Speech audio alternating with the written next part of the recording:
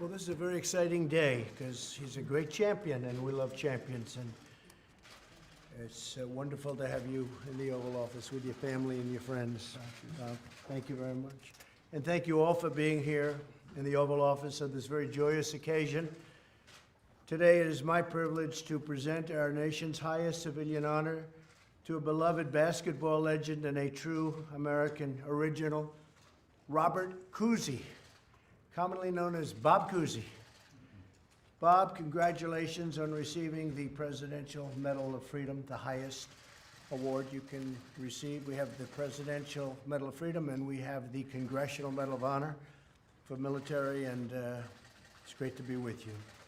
We're grateful to be joined by Senator Joe Manchin and his wife Gail, and Joe called me up quite a while ago and suggested this idea. And Joe, I'd like to, maybe if you could just go to the mic, say a few words about your relationship with Bob. Mr. President, thank you. I had the great pleasure of meeting this legend many years ago through my dear friend Andy and Joni Padella and the Padella family.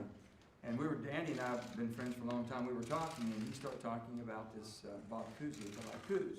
He was saying Coos. And I said, are you talking about the Bob Cousy? He said, yeah. He says, I grew up with him. He's a young person. We were friends of the family. We knew each other forever. And then he introduced me to him, and I met him.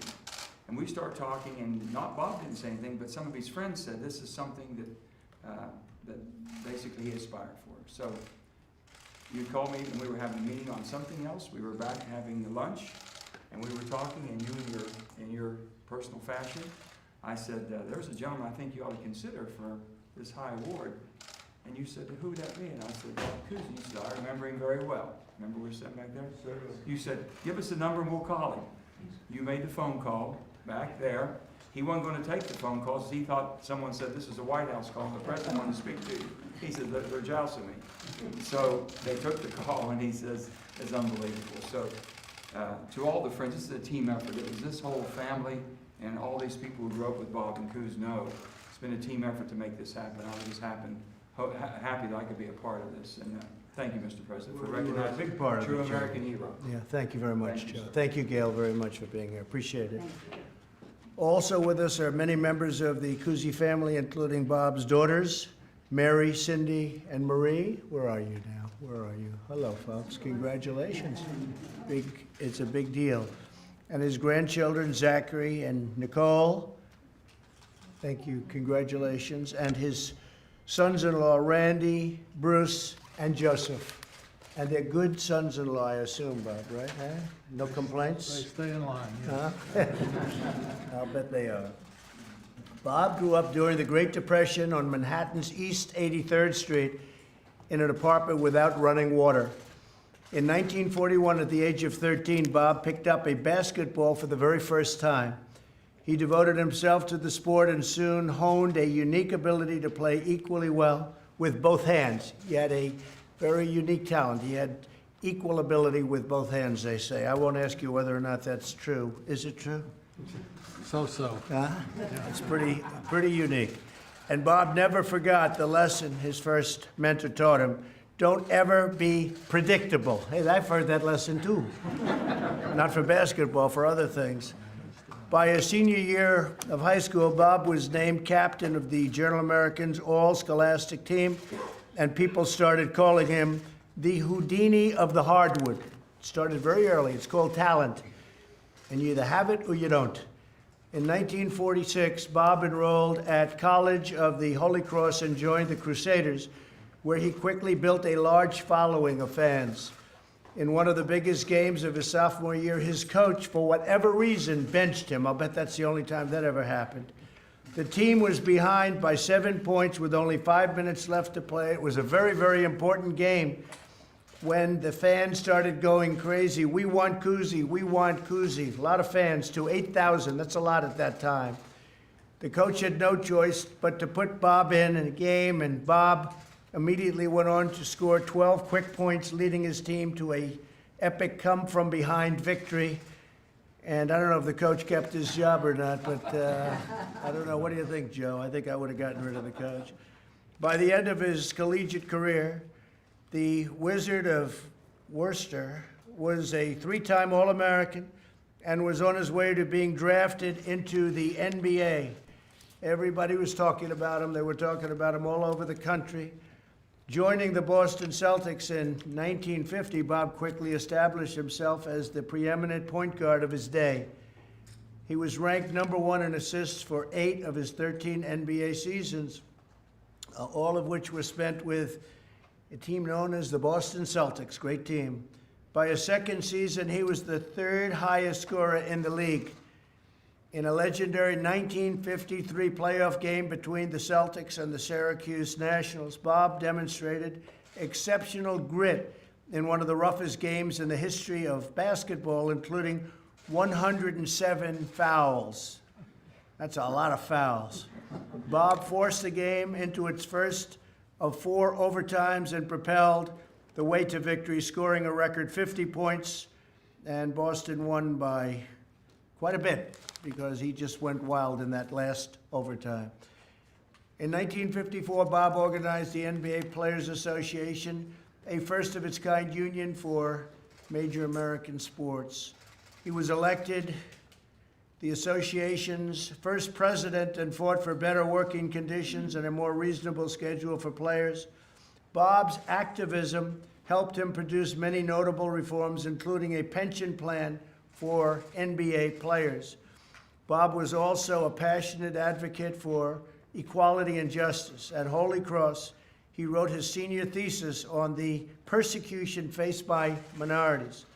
While playing for the Celtics, Bob heard that his friend Chuck Cooper, the first African-American drafted into the NBA, could not stay in the same hotel as the rest of the team in the segregated South.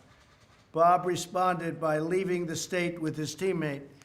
And he wasn't a happy person, and he became very happy because what happened after that is very legendary. Bob was right at the forefront. Throughout his long career, Bob was a voice against prejudice, racism, and bigotry. After 1,026 games for the Celtics, Bob retired from the team in 1963.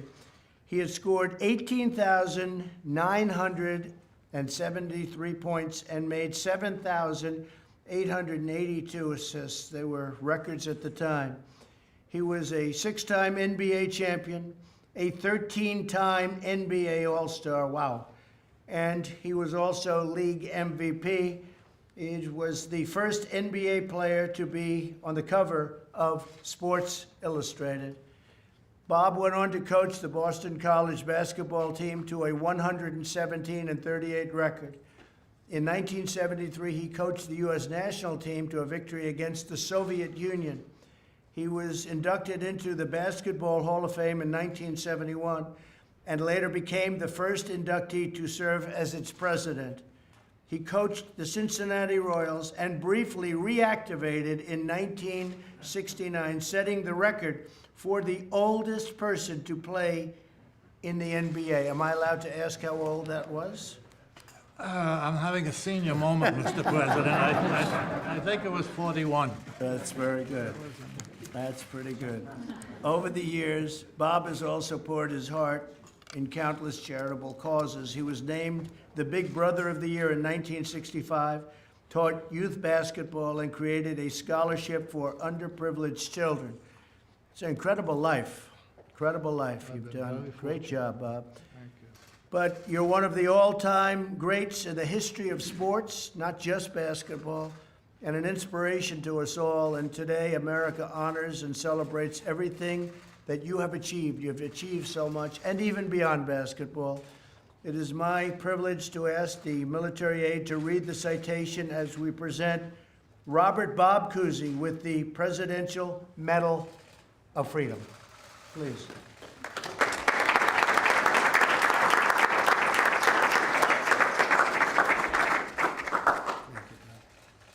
That's great, Bob. That's great. Okay.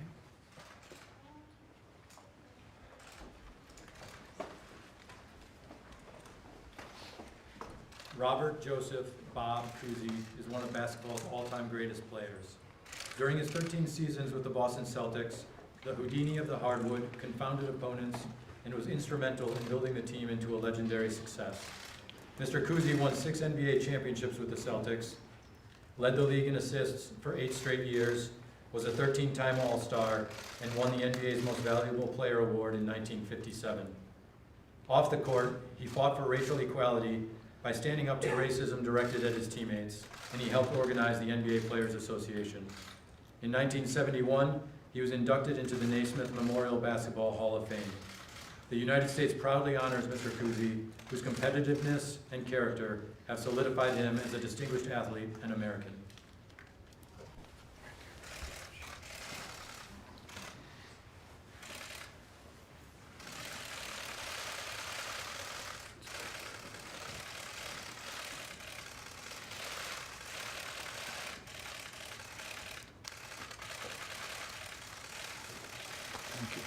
Thank you very much. Thank you very much.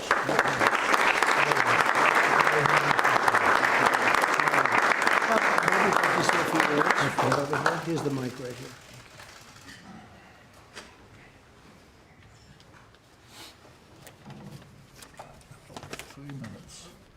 Take your- and you take your time. So I'm in good shape. You take your time.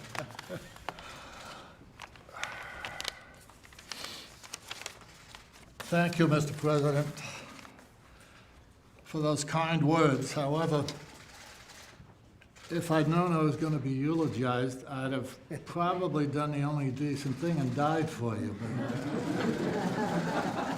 Yeah, I think I've got to, at 91, I've got to stop using that line. I think the good Lord has heard it once too often, and he's ready to tell one of his aides, hey, I think that sucker wants to come up. I hope he says up with us. Yank him up. Anyway, Mr. President, I know in your world you're well on your way to making America great again. In my world, it's been great for 91 years. Only in America could my story have been told. I'm here to say that I'm easily the most fortunate, lucky SOB on the planet. Fabricated overseas, followed by a 17-year ghetto experience in early life, I discovered some God-given skills to play a child's game and landed without much of a moral code other than the law of the streets, survival and self-interest, at the College of the Holy Cross, then and now, one of the finest liberal arts schools in the country, where my Jesuit mentors, in answer to the eternal questions, what's it all about, why are we here, what's our raison d'etre, advised, maximize your God-given skills in the areas of your choice, and then reach out in your communities and help in any way you can those who are less fortunate, those who need a boost. And to the best of my ability, I've tried to do that. And I'd like to think that the good Lord has rewarded my feeble attempts by surrounding me at this point in my life at this wonderful event. Oh boy, I screwed it up there. No. Friends who have my back, my 2 wonderful grandchildren who, let's introduce you guys one more time, Nicole and Zachary. 2 loving daughters, both with devoted partners, and both who hover over me and make sure that I take my pills on time. I can't ask all those friends to stand and be identified, but I would like to pay special tribute to my friend Senator Joe Manchin from West Virginia, who was directly responsible for my presence here today to receive this award. And I'd like my daughters, Marie and Tish, I know you took one bow, just a quick wave, guys. They are both retired school teachers, both with distinguished careers in education, and both wonderful replicas of their mother. Sorry about that. Missy, who put up with me for 63 Well, you shouldn't invite old men to the White House. We get emotional. 63 wonderful years while trying in her way to make the world a better place. So as Exhibit A for that earlier reference to my good fortune, I refer to why we're here this afternoon. This acknowledgement allows me to complete my life circle. I can stop chasing the bouncing ball. The Presidential Medal of Freedom allows me to reach a level of acceptance in our society I never once ever dreamed of. And it's very special for two other reasons. It allows me to join one of the most exclusive clubs on our planet. And secondly, Mr. President, and I've lost the last sheet. No, I'm sorry. Secondly, Mr. President, it's special because it is being presented by the most extraordinary president in my lifetime. And I'm a BR'er before Roosevelt, so. Anyway, thank you, sir. So nice, thank you. Thank you, all my friends and family. Thank you for your attendance and your attention. Peace. Thank you.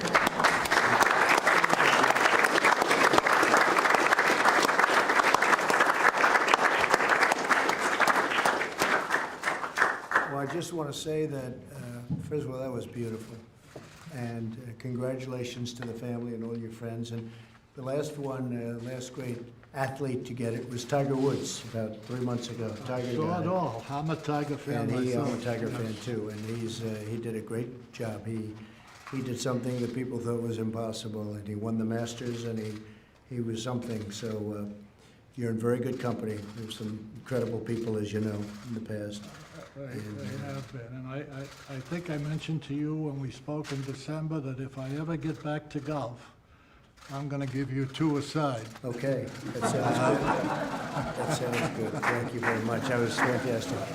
And I just want to, again, congratulate Bob and his family, and thank you all. And Joe, thank you for that reference. That was a reference when Joe Manchin called, Senator Manchin. He said, have an idea, Bob Cousy? I said, done. He said, you don't want to? I said, no, I don't have to think about it. What's to think about? I know his life. I know how great an athlete he was. I also know he's done great things beyond that.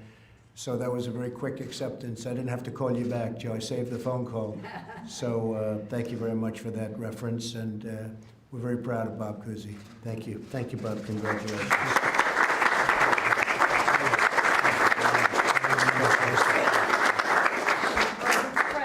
Mr. President, are you concerned about the jobs numbers, revision, 500,000 fewer jobs? No, the job numbers have been really good. We have unemployment at a level that it hasn't been at for many, many years. Fantastic numbers. The economy has been really fantastic. If you look at the world economy, not so good, but the economy has been really fantastic. Thank you very much, everybody. This way, everybody. Thank you very much. Leaving, make your Thank way you very out. much. We're Thank finished. you. Come on. This way. Great job. This way. Great guys.